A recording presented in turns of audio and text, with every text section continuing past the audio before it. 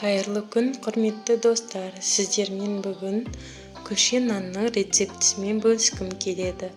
Ол үшін бізге қажетті заттар 200 грамм сұйық май, және де 200 грамм жылы сүт, және де 500 грамм жылы су, 2 шай қасық тұз, 2 шай қасық қант, және де 1 ас қасық аштығымызды саламыз. Дайын болған сұйық массамызды жақсылап араластырып, үстінен ұнымызды саламыз. Және де қатты емес, не жұмсақ емес, қамыр илейміз.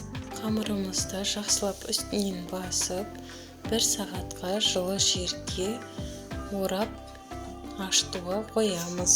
Ашыған қамырымызды және де жаймендеп шетінен басып 10-15 минутқа тағы да көтерілуге қоямыз.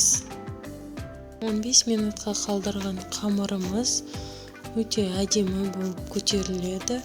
Және де осы қамырды 100-105 граммнан таразыда бөліп аламыз.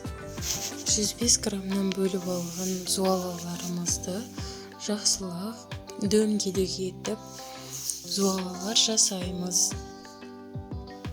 Дайын болған күлше нандарымызды бетін 10-15 минутқа жауып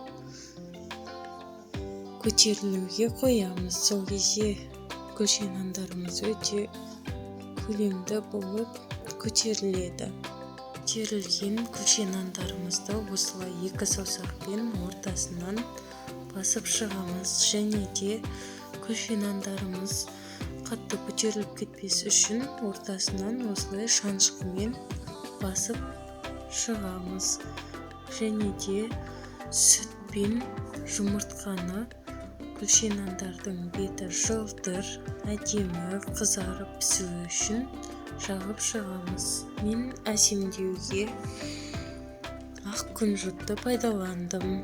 Сіздер ақ қара күнжут пайдалансаңыздар болады.